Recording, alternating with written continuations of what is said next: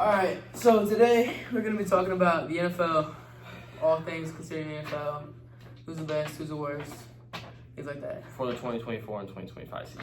Yeah, yeah, it's all that. For the first question we got, who do we feel like is the best in the league right now?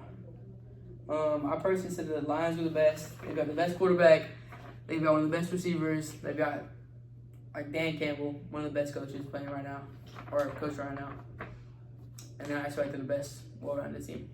Yeah, I put the Lions also because most of the same things that he said. I just said they're a good, well-rounded team, and they have one of the best coaches. I like him a lot. He's cool. He's funny. He gets the job done. Yeah. He knows what he's doing, especially. Like, he's built this organization up a lot. They used to be horrible. And he also played there when they were the worst. And he also played, yep. Specifically the quarterback, Jared Goff. He's been doing the best right now. He's not the best quarterback, but he has the most consistent numbers, and he's been playing the best and doing well under pressure. Yeah, I feel like the most affecting player on this team is Dan Campbell, the coach, but also Jared Goff, because I feel like Jared Goff does such a good thing at just doing his job, because he knows he has options, and he knows he has the best players in the league to give the ball to. So I feel like Dan Campbell and Jared Goff do a good job at that, just knowing what they're doing and winning football games. Although Jared Goff is the captain of the team, like one of the big players, I feel like he's not the full influence on his team. Ross St. Brown helps a lot opening the offense, and especially exposing the defense's weaknesses, along with their defense really helps, as a whole. It's not a big, individual thing. They're a big team-driven team. Yeah. I said yes. They're driven by Dan Campbell's leadership, just how he built up the team and making them a winning organization, like I said before. He's just built this organization up piece by piece, and they're getting what they deserve out of what they've been doing this season. Yeah. I already said it previously, but this is a fully team-driven franchise. I feel like the Lions definitely aren't an individualized team, such as other teams really only have one player, and that's what they focus on. It's a really selfless team, and I feel like they really deserve what they are getting. Yeah, that's kind of what we've been talking about too. So. Our next topic is going to be who is the worst in the league right now. I clearly feel like the Tennessee Titans are undisputably the worst team in the league with a record of 2-8. It's probably worse now, but they have no weapons, and they have not been good for a long time, especially with just releasing Derrick Henry. It's just a very, very bad team. Yeah, for the worst in the league, I said the Raiders.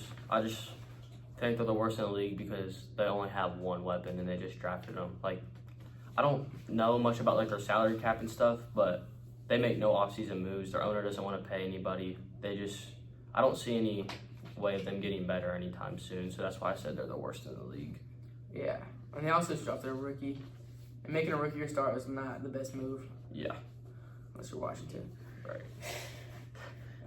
All around, this is just a bad team. Just as a whole, they've never been good. They haven't been good in a really long time. Not even good. They just haven't been decent. And then they just traded Derrick Henry again. I said that. They lost everybody. They don't have anybody else. Yeah, for the Raiders, I just said they can't do anything. Offense to defense to special teams. And for the NFL and to win games in the NFL, you have to do all three, not just one or two. You have to do all three. And that's why teams like the Chiefs are so good, and teams like the Lions, because they're good at all three things. And that's why they win in the NFL.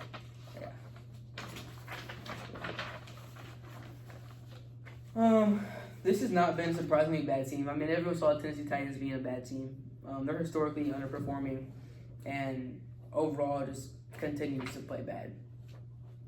Yeah, same with the Raiders. They've been bad from the jump. Everybody knew they weren't going to be good this year, and I think they're top 5 picks this year, so they don't have a quarterback. That's the most important position in the NFL. It's just been a underperforming franchise for as long as I can remember. They were in the playoffs in 2021 against the Bengals, and that's the last time I remember them even being good. And then doing anything. Yeah, and they didn't do anything. on to the next thing. We're talking about who has been a surprisingly successful team. I felt like the Commanders have been playing surprisingly well. Like, nobody saw them being a playoff contention team. And with Jane Daniels being the rookie quarterback and leading them to 7-4 record, Washington has become a team that somebody you don't really want to play going into the next week. So I feel like they've been doing better than most expected. Yeah, for this, I said the Steelers. I expected them to be a 500 team, but I didn't expect them to be able to win the AFC North or even have a chance to, or go to the Super Bowl. I think Mike Tomlin has just changed his team, and like he's done a well job with Russell Wilson and Justin Fields to make them a better than just a 500 team like they were last season. Yeah, and I think Mike Tomlin is a great point because he's been such a good coach. Like, every year he makes them a over 500 team. I don't think he's ever not been. No, like they're always a great team, and especially the conference they're in, like it's always a challenge between every team in there. So I think he's doing great. Yeah. For Washington, I feel like the most impactful player for the team's success has been the rookie quarterback and potential rookie of the year, Jaden Daniels, who came out of LSU and has had an absolutely just crazy season, throwing Hail Marys you wouldn't even expect to see, and it's just something that's in the making for a great quarterback. Yeah, I agree. Like, everybody expected them to be bad again, and he's just changing that whole franchise around, and people, even the players are saying like they're finally happy playing the sport that they love and always grown up to want to do. But for the biggest impact on the Steelers, I said Russell Wilson. He's their quarterback. They had quarterback issues last year. They barely finished above 500, and he's been far above good. I feel like it reminds me of like Jared Goff kind of situation. Like he's not the most talented. He's kind of old right now, but he feeds his players. He knows what to do and how to win a football game, and that's why I think he's the most impactful. Yeah.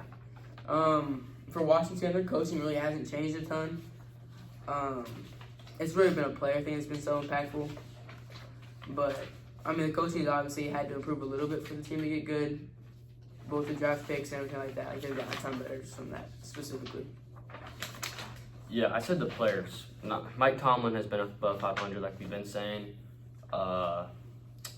Whatever he can do, whatever Mike can do with his players that he has, I feel like he'll always be above 500. But for the Steelers, I feel like it's either 500 or Super Bowl. So it's like, there's no in between with them.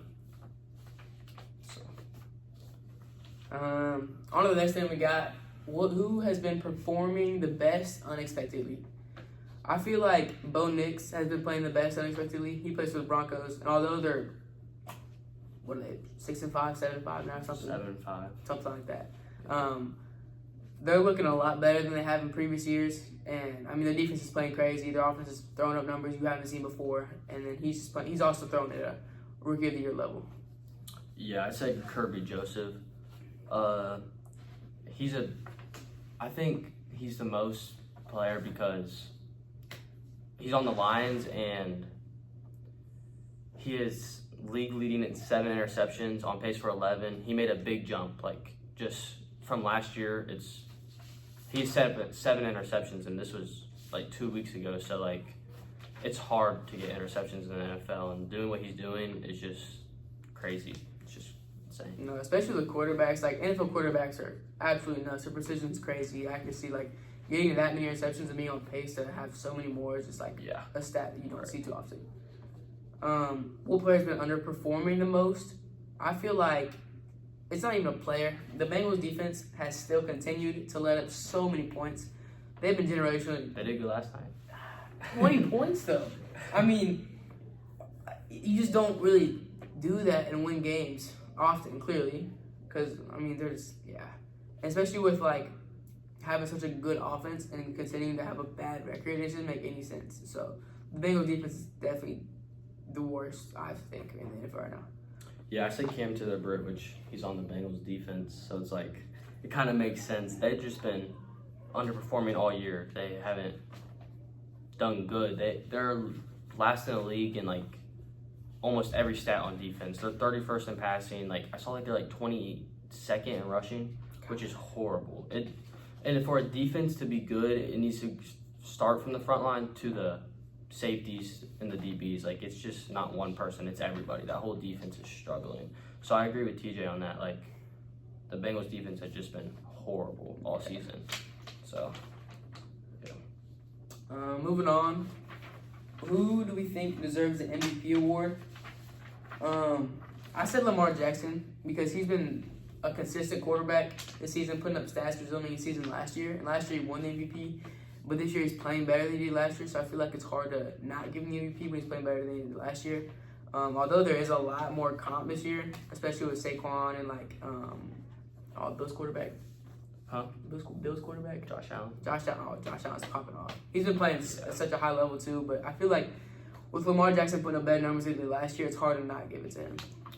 Yeah, I said Lamar Jackson too, but I also now coming into these late weeks, I feel like it's Josh Allen now. Like he had a 6 touchdown game 3 rushing last week. Yeah, 3 rushing, I 3 think throwing. that's like the second time ever it's happened, and he always ends up winning the games. Like their record is 11-2, and he just keeps showing me why he's the MVP. Yeah, and then a week prior to that, he had a 1 touchdown rushing, 1 passing, and 1 receiving. Yes, yeah. Like something nuts that doesn't ever happen.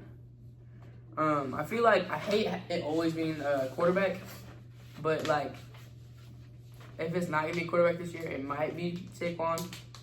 It's looking like it's not, but I feel like most of the time it has to be a quarterback because of how influential they are of the game. Yeah, I agree with TJ. Like, I don't like that it's always a quarterback, and it doesn't make sense to me how like an MVP can't win Offensive Player of the Year. But like, it doesn't make sense to me like how Saquon can win Offensive Player of the Year then not win MVP. Yeah. But I just think it's always a quarterback because they touch the ball every single play. Like, of course they're gonna get all the awards if you touch the ball every single play. It's kind of like pitching or catching in baseball. It's like those are all the awards. Yeah. One of the final things we're gonna talk about is who do we feel is gonna win the Super Bowl this year? I think it's gonna be the Ravens and the Lions in the final 2, but I feel like the Ravens are gonna come out on top of that. Even though they've been struggling the last couple of weeks, I still feel like they're a Super Bowl caliber team that's gonna end up on top. Yeah, I said the Ravens versus Lions too, but I have the Lions winning.